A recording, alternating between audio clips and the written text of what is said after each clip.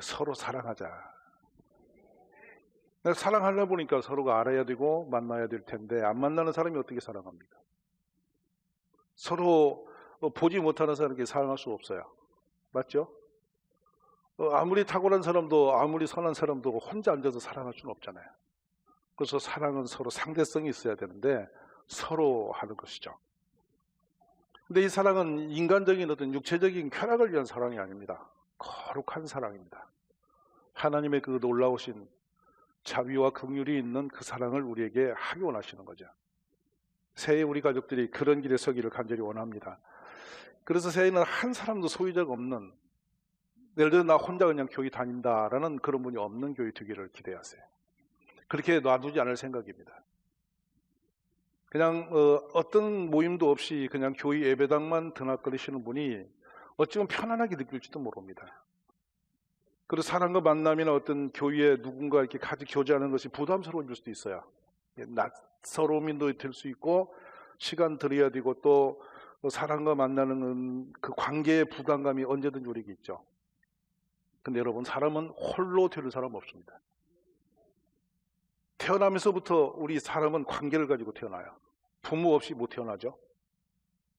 대답 안 하신 분 하늘에서 내리신 분이십니까? 틀림없이 우리는 부모를 통해서 태어납니다. 낳고 보니까 가족이 있어요. 그래서 좀 자라니까 이웃이 있고 친구가 있고 우아래가 있고 다양한 사람들 관계 속에서 어울려 사는 거죠. 그래서 사람은 사회적인 존재죠. 근데 이 시대가 참 위험한 것은 이 사회성이 점점 무너지면서 홀로라는 얘기가 돼요. 언젠가 한 10여 년 전에 갑자기 혼밥이라는 용어가 나올 때 우리가 두리번 그랬지. 이게 무슨 소리지? 근데 일본에 이때 그래? 그랬더니 지금 고속도로 휴게소에도 혼밥이 있습니다. 칸을 다 차단해 놓고 또 코로나가 더 거기다 응원을 해서 아예 홀로 있는 것이 정당성이 되어졌어요. 무서운 사회입니다. 사회가 계속 단절이 되고 있어요. 단절 속에서 이제는 독거라는 용어가 나왔죠. 독거가 뭡니까? 혼자 산다 뜻입니다. 그러다가 뒤에 이어나온 것이 고독사입니다. 고독사 뒤변에는 뭐가 있냐면 스스로 자기 목숨을 해치는 거예요. 망가뜨리는 겁니다. 옛날에 제가 이 첫날에 이런 얘기도 죄송합니다만 술 얘기를 할까요? 술은 항상 사람과 관계를 하려고 마음 먹었어요. 어색하니까 한 잔 먹고 좀 알딸해지면 마음 풀려가지고 통을 열고 막 하는 거잖아요. 근데 종종 여러분, 사람이 어색할 때 포장마차 갔다 오면 친구 되는 거예요. 근데 지금 술도 혼술이에요. 술을 먹기 위한 술이 되어버린 거죠. 교제의 중심이 없어졌어요. 이 차문화가 뭐죠? 서로가 교제하려고 있는 문화들이에요.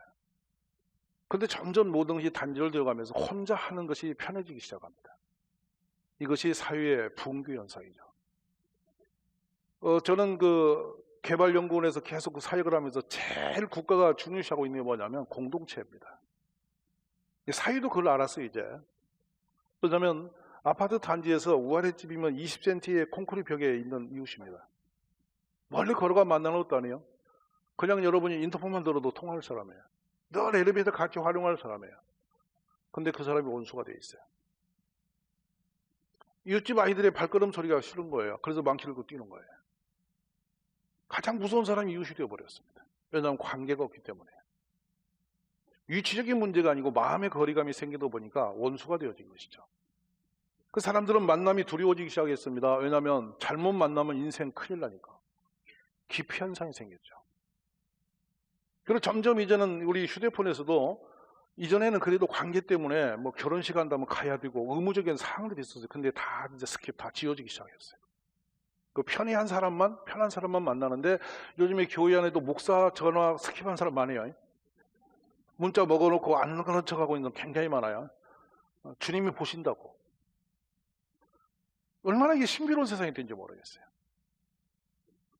우리 이 새해는 통일교회가 그런 무너지는 벽을 회복하는 한 해가 되었으면 좋겠습니다. 그래서 서로 모이자. 역사를 보면 세상의 모든 역사는 만남을 통해서 이루어졌어요. 제가 뭐 고상한 얘기 안 할게요. 사람과의 만남이 없으면 가정이 있을까요? 여러분은 만났으니까 결혼했지 한 번도 안 만났는데 갑자기 둘이 살아버렸습니까? 그런 기적 같은 일은 일어나지 않습니다. 서로 사귐이 되고 만남 속에서 사귐이 되어지고 서로가 이해도가 높아지면서 그래 인간 괜찮네 이래서 결혼한 거 아니에요? 아니 대답 안 되는 것은 잘못 건드렸습니까? 이거? 우리 그렇게 만든 거 아니겠어요?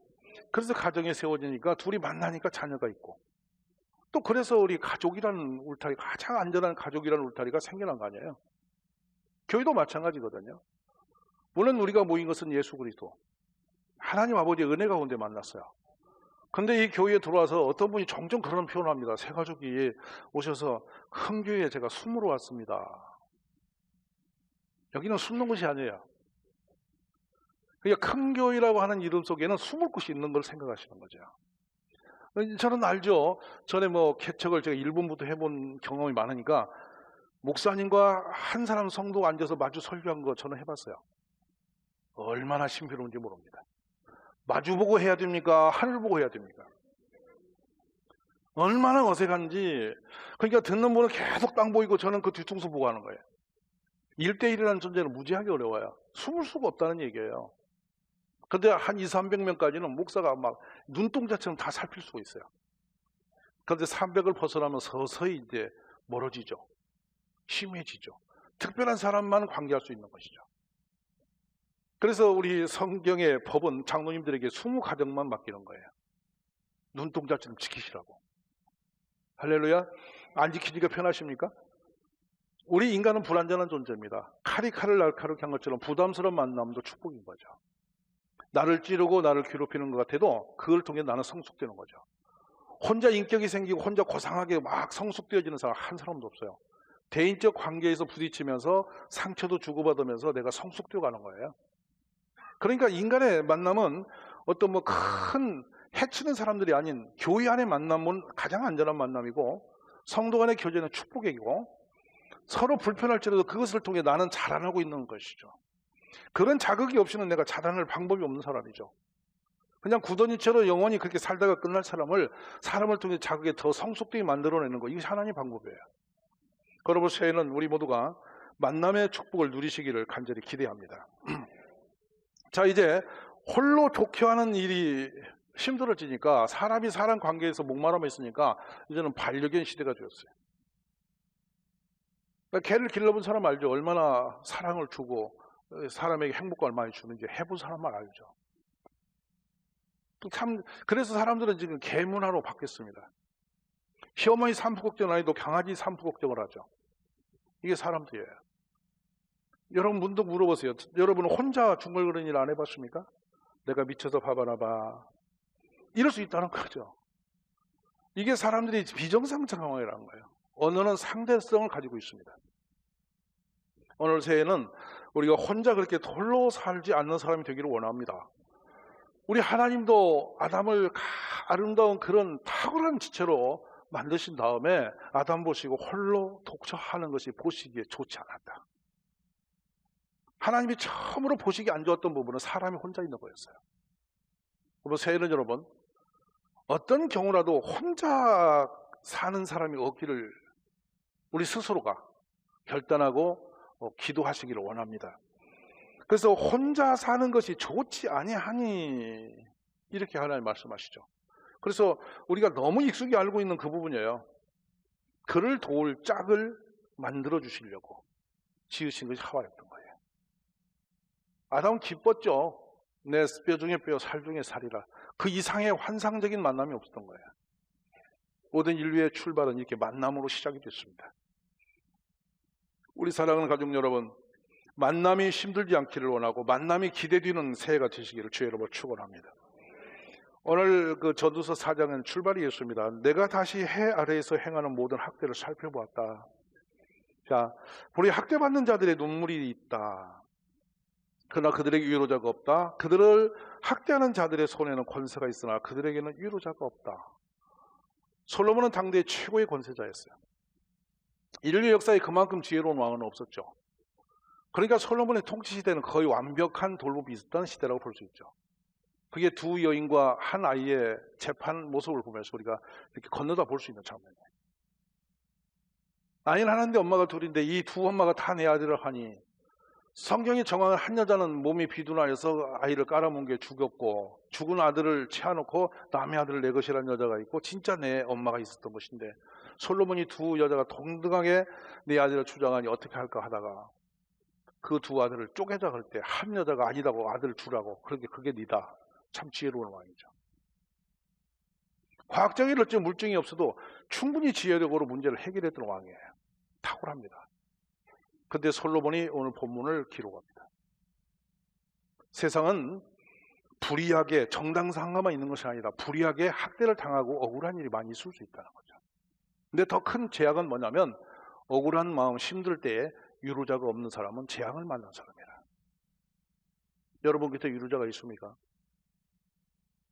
내 인생이 무너질 때 나를 붙들어 일으킬 사람이 있습니까?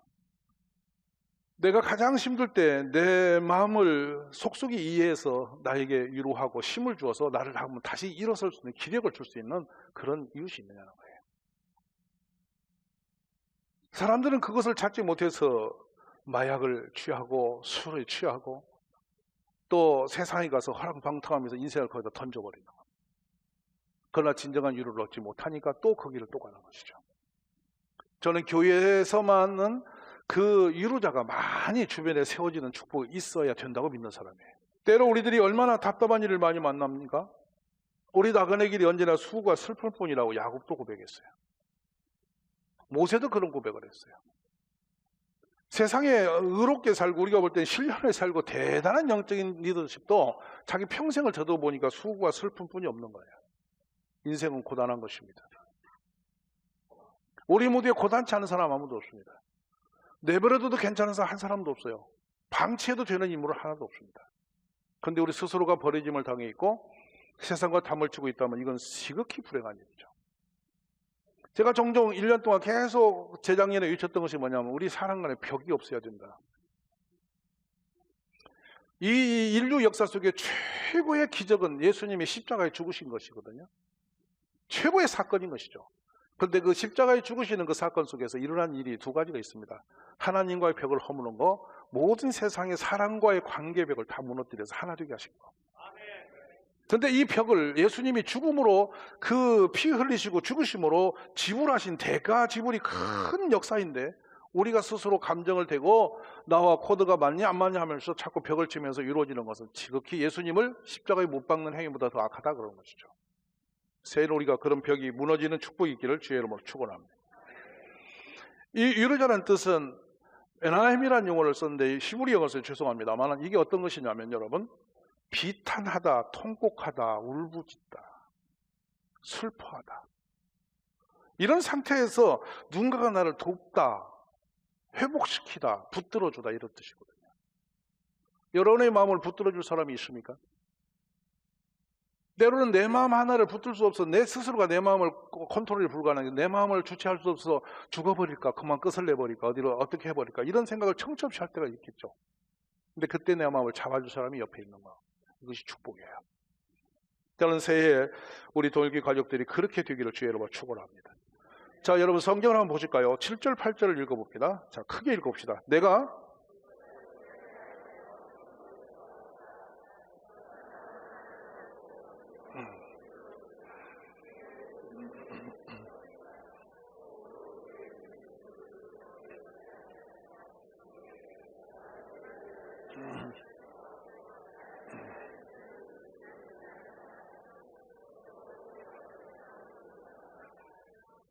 그렇습니다.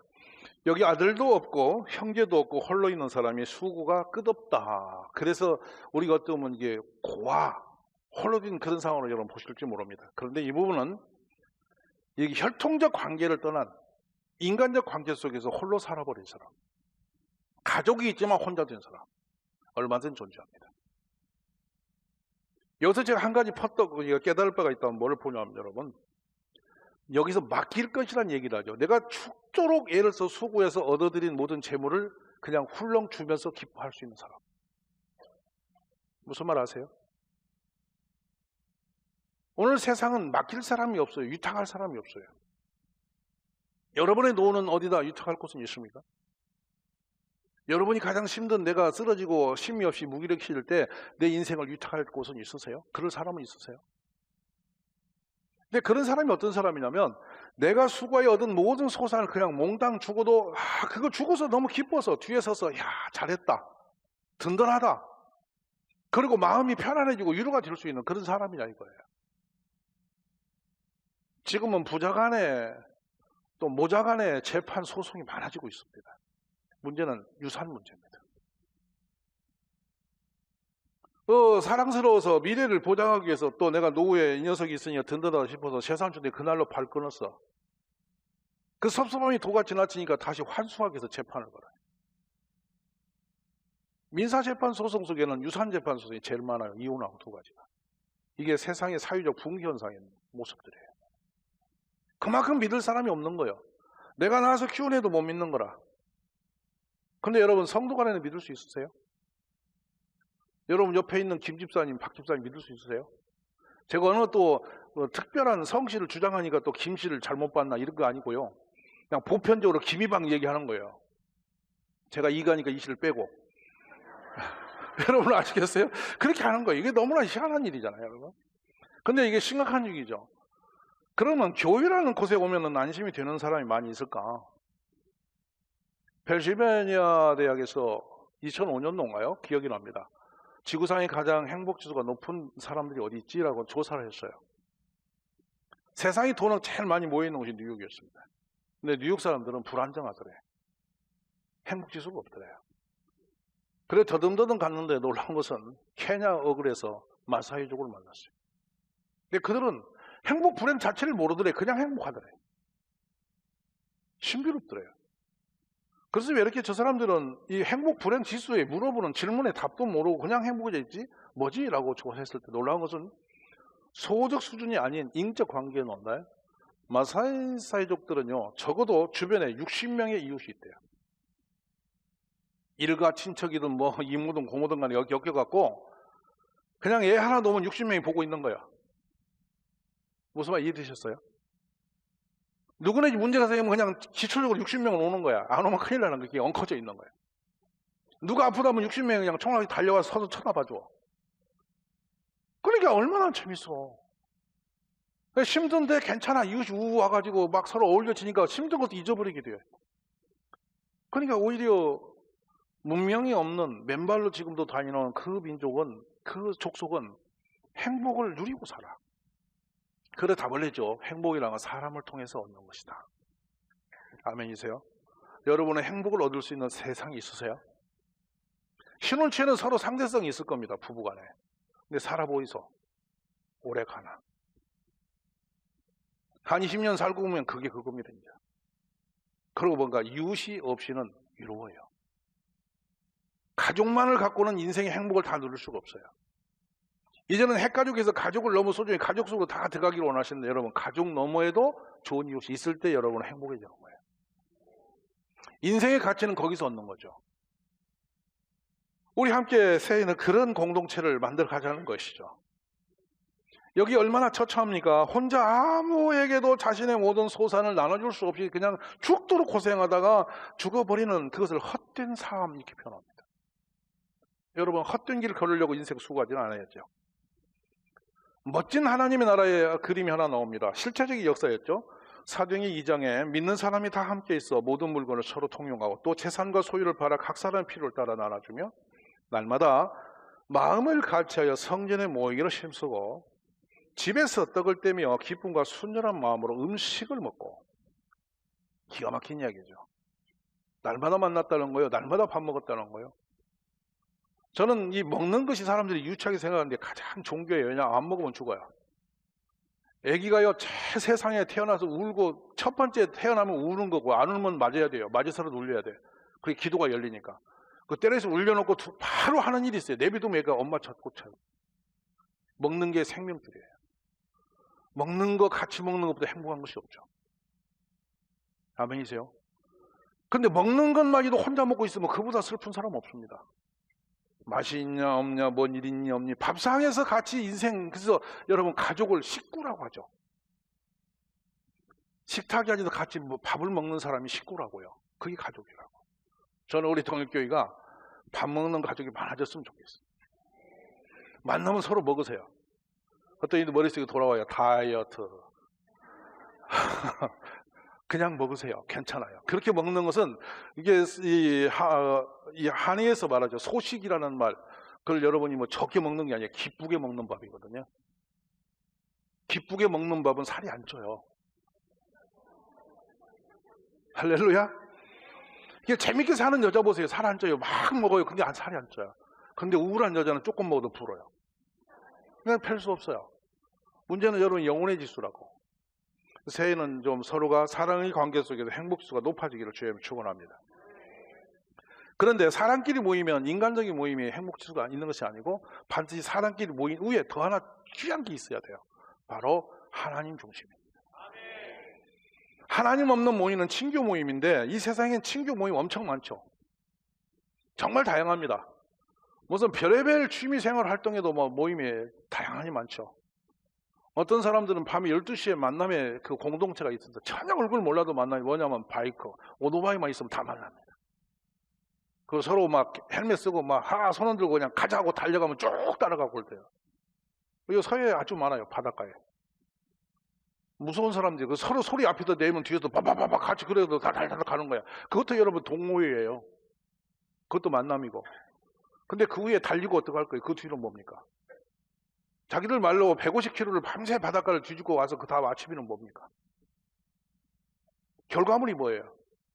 저는 하나님 없는 만남은 참 험하다고 생각해요. 그 새해는 우리가 말씀 중심의 만남을 하려고 해요.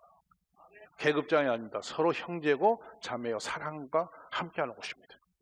아멘이십니까? 누구를 지배하려고 하지 마시고 함께하려고 하시는 이 역사가 일어나기를 간절히 원합니다. 그래서 너무 감사하죠.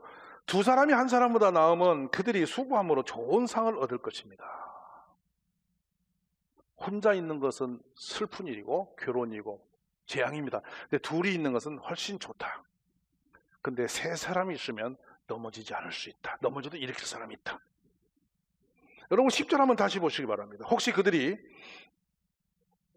넘어지면 하나가 그 동물을 붙들어 일으키느니라.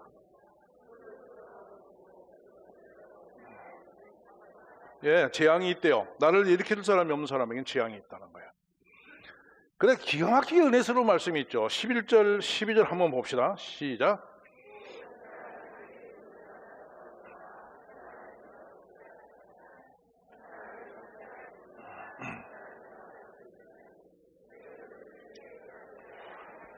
애들 보고 읽으려 때 계속 삼겹줄 이러는데 여러분 삼겹하니까 생각나는 고기가 생각나죠.